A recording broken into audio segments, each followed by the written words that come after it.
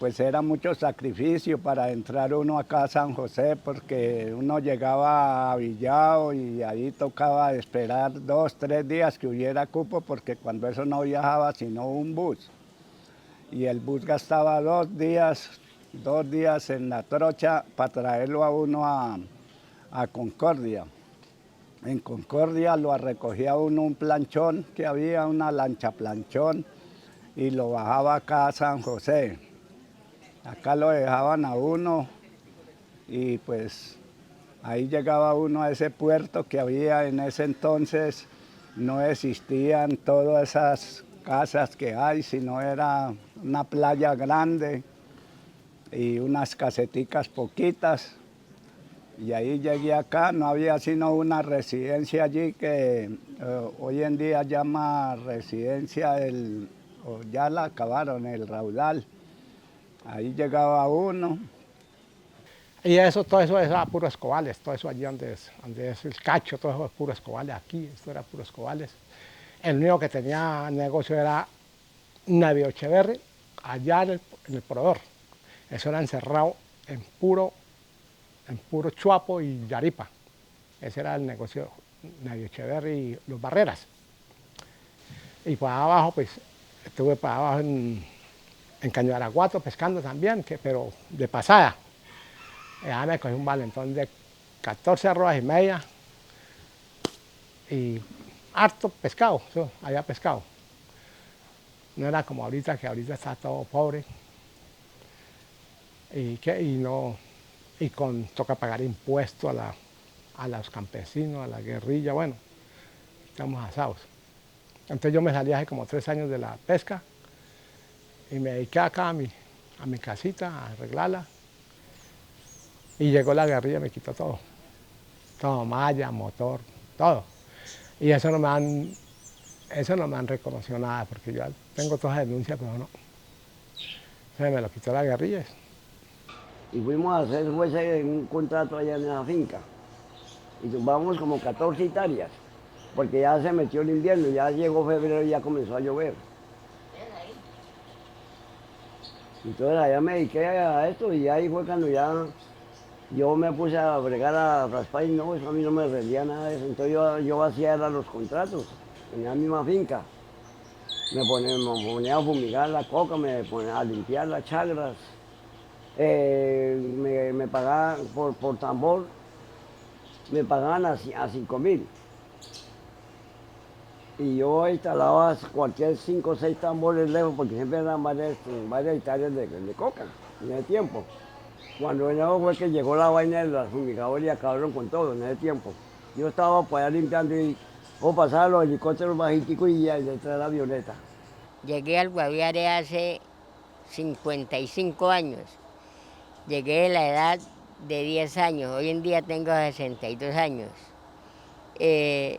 Llegamos cuando el Guaviare, habían unas poquiticas casas, no existía ni carretera, no existía únicamente el transporte por el río Guaviare. No había luz, no habían calles pavimentadas, todo eso era puras carreteras destapadas. Hoy en día pues ya el Guaviare ya es muy distinto a ese tiempo, porque todo está pavimentado, hay muchas casas de varios pisos, en ese tiempo no habían casas sino por ahí de un piso, hoy en día ya encuentra usted apartamentos hasta de 5 pisos. Y para viajar al retorno tocaba uno irse a pie, de aquí hasta el retorno tenía que irse uno a pie, porque no había transporte, no había nada. Hoy en día ya hay hasta carretera pavimentada. Entonces, de todas maneras, es un beneficio que se ha hecho más por el departamento. Los gobernadores han hecho muchas cosas porque hay carreteras, hay vías, hay pavimento. En esa época tocaba era todo a pie, en mulas, porque no había nada en que transportarse a uno. El avión, únicamente avión. Ah, no, pues eso sí, la persona que cogía las tierras se dedicaban era a tumbar monte y a sembrar arroz y maíz y después a hacer pastos. Por eso hoy en día hay fincas grandísimas, todas cultivadas en pasto, porque la gente aprovechaba a tumbar monte para sembrar el pasto. Hay gente que tumbaba 20, 30, 40 hectáreas y ya se dedicaban era a sembrar pasto y a hacer ganaderías. La coca empezó en el año 85. Del 80 para en adelante fue que empezó el cultivo de la coca. La gente ya, pues todo el mundo se dedicaba a irse para la selva a talar montes y a hacer chagras. Y la gente se dedicó a eso, a vivir solamente de la chagra. Ya eso fue lo que le pusieron más precio a la comida, porque ya todo era comprado. ¿Sí? Esto no tenía pavimento, no tenía nada, era una ranchería. Y la pesca, pues muy poco. Pescaba, pero no en gran escala como ahora. Todo lo más la gente vivía de la agricultura. Y también antes de la coca, pues hubo la marihuana. ¿Sí? Después se acabó la marihuana y llegó la coca. Y entonces ya pues hubo mucho trabajo, mucho comercio. Se comercializaba mucho con mercancía, con ropa, mucho oro, que ya comenzó la coca en su auge, y se manejaba mucho oro. Entonces, y eso era lo que movía aquí, y la gasolina que era por tambores que la manejábamos. Yo llegué aquí, yo era un cotero, y sacábamos la gasolina de las canoas en tambores al barranco, y ahí. Y también mucha agricultura, se cultivaba mucho arroz, maíz, soya, algodón, patilla. Y entonces les aprobaron que hiciéramos, ya tenemos una trocha, una carretera.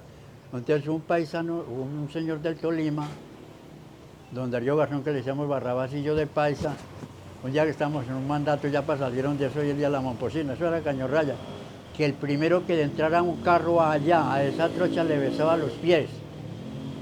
Entonces el día que yo traje ese carro, ese Willis que está ahí en la foto, lo recogí allá ya teníamos carrera, lo recogí en la casa y entonces llegué a la cocina y compré cerveza para todo y comencé a quitarme los zapatos. Bueno, don Darío, me tiene que cumplir lo que me prometió ese día y yo tengo hartos testigos, que me besaba los pies porque dentro de ese carro, y entonces comencé a quitar, no paisa, yo no le beso los pies con una pecueca que usted se manda. No se puede, no le besa los pies nadie. Entonces dije, que se me mamó del negocio, ¿no? Que estamos hablando de ese carro. Ese fue el primer carro que entró allá. Y mire, aquí no valían nada las fincas cuando eso. Imagine que me dieron una finca ahí en la Momposina y enseguida para allá por ese carro. Que un carro hoy en día no vale nada. Pues mi papá nos trajo aquí al Guaviare, una avionetica en ese entonces era una Cherokee, planos bajos, y venía mi papá y 6 hijos, y llegamos aquí al Guaviare, salimos de Pereira el 9 de agosto y entramos, el 7 de agosto y entramos aquí el 9 de agosto de 1972. Y el aeropuerto en ese entonces pues era donde hoy en día es el Parque de la Vida, era la plataforma del aeropuerto. Donde es hoy en día la registraduría del Estado Civil, era la entrada principal del aeropuerto antiguo. No era pavimentado, solamente era receo, como decimos nosotros aquí en el Guaviare. La empresa que trajo a mi padre con nosotros y mi madre era una empresa de Saviare, aviones pequeños. Y bueno, de ahí surgió ya el aeropuertico, pues era una cosa pues la verdad digo yo de locos porque aquí no entraba sino S3, donde existió la empresa La Urraca. Habían minado la carretera, habían puesto como 3, 4 hilos de nylon de pescar, así atravesaron la carretera. Pero de esas cosas que nosotros no sabíamos nada y entonces yo iba con mi esposo y él íbamos en moto. Y él dice que cuando él vio como brillar algo, pero él dice que él no se imaginó nada y que eso era algo delicado. No, y ahí mismo de una vez él pues se metió y claro, eso cuando él se llevó la pita esa, que la estiró, eso pegó, eso se estalló, se activó y no, eso fue una cosa terrible. De allí ya es cuando llegamos, y habían como 4 cuerdas más, sino que las otras no estallaron. Y llegamos allí a Tienda Nueva y pues toda la gente sabía lo que la guerrilla había hecho reunión y había dicho que iban a minar la carretera, que el que anduviera por la carretera era objetivo militar, pero nosotros como estábamos, yo estaba acá en una capacitación toda la semana, nunca me enteré. Y cuando llegamos allá toda la gente del caserío, porque cuando eso el caserío Tienda Nueva era grandecito, y toda la gente salió hacia la carretera cuando escucharon el estallido, porque eso fue allí nomás, ahí cerquita.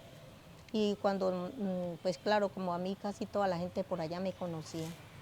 Ahí mismo de una vez que, ay, que qué le pasó, que no sé qué. Y a mí se me salían las lágrimas sin hacer mucho esfuerzo. De solamente como de impotencia, de saber que la gente sabiendo que la carretera estaba minada y nunca nadie nos dijo nada, nosotros. Que yo tenía 8 niños y el marido se había ido, me había dejado y yo enfrenté mi situación a como me tocara. Y de ahí pelante llegué a una zona, a una zona que estaban cultivando la marihuana. Entonces el patrón se llamaba Jaime.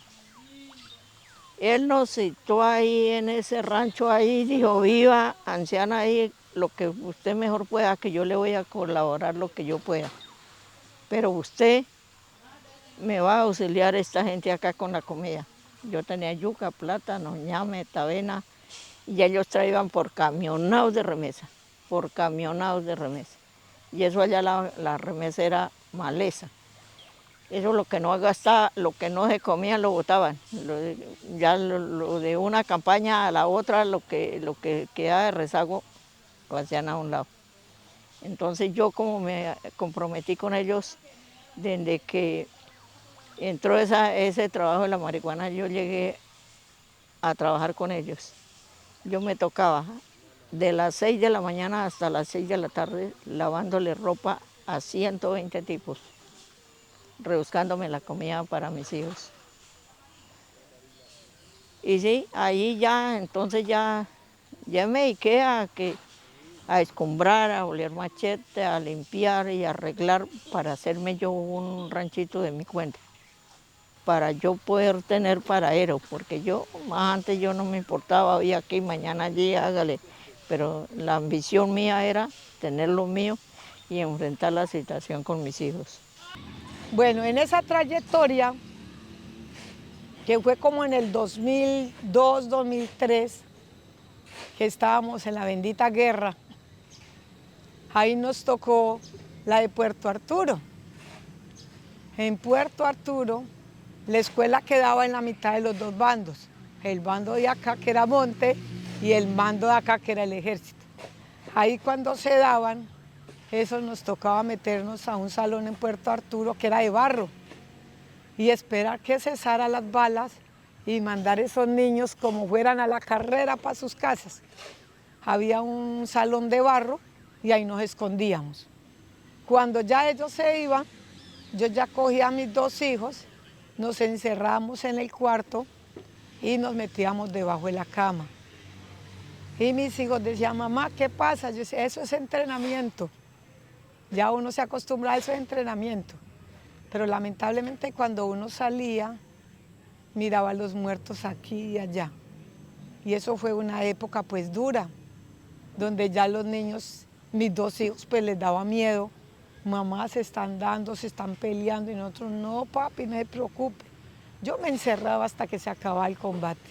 Nos tocó desplazamiento forzado a toda la comunidad y esa batalla y esa, como quien dice, esa problemática que hubo de agarrarse en ellos a bala, pues fue en la vereda San Cristóbal. Allá todo el mundo nos tocó desplazarnos a pie como pudimos salir porque era demasiado peligroso para toda la gente civil. Era demasiada guerra, demasiado cosas feas, porque eso colocaban, que les quitaban la cabeza a los unos, a los otros, a toda esa gente se agarró muy feo, le colocaban las cabecitas de esas personas en los postas de las cercas y todo eso, eso era una cosa aterradora. Vivimos una situación muy fea en esa vereda.